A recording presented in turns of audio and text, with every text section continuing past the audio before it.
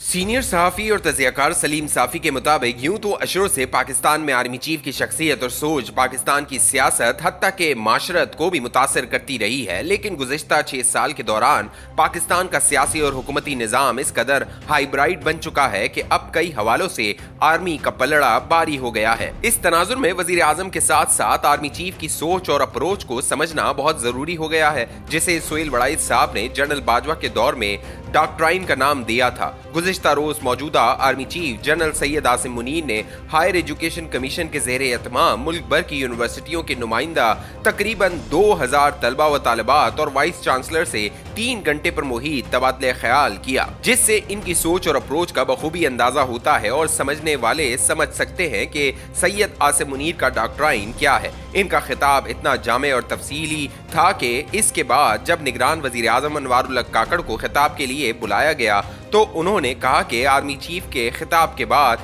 इनके पास कहने के लिए कुछ रहा नहीं, इसलिए उन्होंने इनके खिताब की शरह व वजाहत पर मबनी चंद मिनट की गुफ्तगू पर इक्तफा किया। आर्मी चीफ सैयद आसिम मुनीर ने हस्ब रिवायत फिलबदी तकरीर की। उन्होंने कहा, आज मेरी जिंदगी का नहायत अहम दिन है क्योंकि मैं पाकिस्तान के मुस्तकबिल यानी नौजवानों से मुखातिब हो रहा हूँ। ये नौजवान पाकिस्तान के वसाइल में से असल सोर्स हैं। फिर उन्होंने इकबाल का ये शेर पढ़ा कि इस कौम को शमशीर की हाजत नहीं रहती हो जिसके नौजवानों की खुदी सूरत फौलाद। उन्होंने कहा कि हमारे आबा अजदाद ने हिंदुओं से आज़ादी इसलिए हासिल की क्योंकि वो समझते थे कि हमारा मजहब, हमारी तहजीब और रहन सहन इनसे मुख्तलिफ है। इसके लिए उन्होंने बेतहाशा कुर्बानियाँ दी और आज अगर हमें मगरिब से मुतासर होना है या इसकी तहजीब को अपनाना है तो फिर सवाल ये है कि हिंदू से आज़ादी लेने की क्या ज़रूरत थी। उन्होंने कहा कि मगरिब के मुकाबले में हमें किसी एहसास कमतरी का शिकार नहीं होना चाहिए क्योंकि इनके मुकाबले में हमारा मजहब भी सुपीरियर है और हमारी तहजीब भी। बुनियादी इंसानी हुकूक के हवाले से भी मगरिब से मुतासिर होने की जरूरत नहीं क्योंकि बरतानिया में खवातीन को वोट का हक 60 के अशरे में दिया गया, जबकि पाकिस्तान में खवातीन को वोट देने का हक 1947 से हासिल था। उन्होंने कहा कि इंसानी तारीख में 2 रियासतें इस्लाम के नाम पर बनी, एक रियासत तैयबा और दूसरी रियासत पाकिस्तान। उनका कहना था रियासत मदीना नहीं बल्कि रियासत तैयबा मौजू लफ्ज है क्योंकि मदीना अरबी में शहर को कहते हैं, जबकि कुरान में इस शहर के लिए यसरफ का लफ्ज इस्तेमाल हुआ है। इसलिए नबी अकरम सल्लल्लाहु अलैहि वसल्लम की कायम करदा रियासत के लिए रियासत तैयबा मौजू लफ्ज है। इन दोनों रियासतों में कई मुमासलतें पाई जाती हैं। मसलन रियासत तैयबा के लिए भी इसके कयाम से पहले हिजरत हबशा हुई, जबकि पाकिस्तान के लिए भी इसके कयाम से पहले खिलाफत मूवमेंट के दौरान हिजरत हुई। इसी तरह रियासत तैयबा के कयाम के लिए भी मक्का से मदीना की तरफ हिजरत हुई और रियासत पाकिस्तान के लिए भी हिंदुस्तान से पाकिस्तान की तरफ हिजरत हुई। रियासत तैयबा भी 27 रमजानुल मुबारक को कायम हुई, रियासत पाकिस्तान भी 27 रमजानुल मुबारक को कायम हुई। रियासत तैयबा का मतलब भी पाक रियासत है और पाकिस्तान का मतलब भी पाक लोगों का मस्कन है। अगर सऊदी अरब को अल्लाह ने तेल की सूरत में कुदरती वसीले से नवाजा है तो पाकिस्तान पर भी अल्लाह ने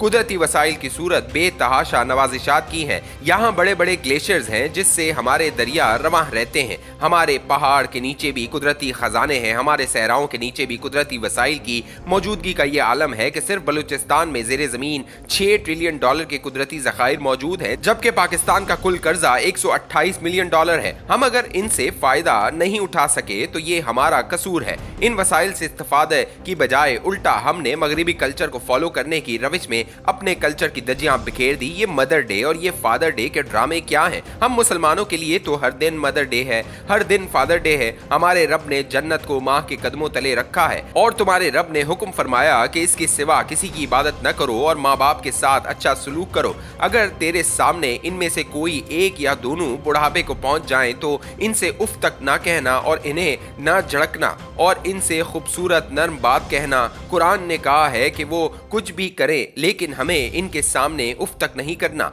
जबकि मगरिब के फ्रीडम ऑफ एक्सप्रेशन में तो बच्चे इस नाम पर माँ बाप के सामने भी खड़े हो जाते हैं, लेकिन हमारे दीन में फ्रीडम ऑफ एक्सप्रेशन के साथ कुछ कदगने भी हैं। मसलन हम वालिदैन के सामने खड़े नहीं हो सकते और वो कुछ भी करें तो हमें इनके सामने उफ तक करने की इजाजत नहीं। दरअसल हम बड़े नाशुक्रे वाक़े हुए हैं और कुरान की ये आयत हम पर लागू होती है कि और तुम अपने रब की किस किस नेमत को जुटलाओगे। हम यूं ही एहसास कमतरी के शिकार हो जाते हैं। हालांकि 60 के अशरे में पाकिस्तान दुनिया का सबसे ज्यादा तरक्की करने वाला मुल्क था। यहाँ इलेक्ट्रिक ट्रेन चलती थी, दुनिया की 2 एयरलाइंस के पास जेट जहाज थे, जिनमें एक PIA के पास और दूसरा जापान की एयरलाइन के पास था। Great people to fly with का टाइटल PIA को अमेरिका की फर्स्ट लेडी ने दिया था। हमने इमारात, माल्टा और सिंगापुर की एयरलाइंस बनाई। कोरिया पाकिस्तान का 5 साल प्लान कॉपी करता है। जिस रोज हमने कह दिया कि बस बहुत हो गया, हमने सुधरना है, तो पाकिस्तान एक जहाज की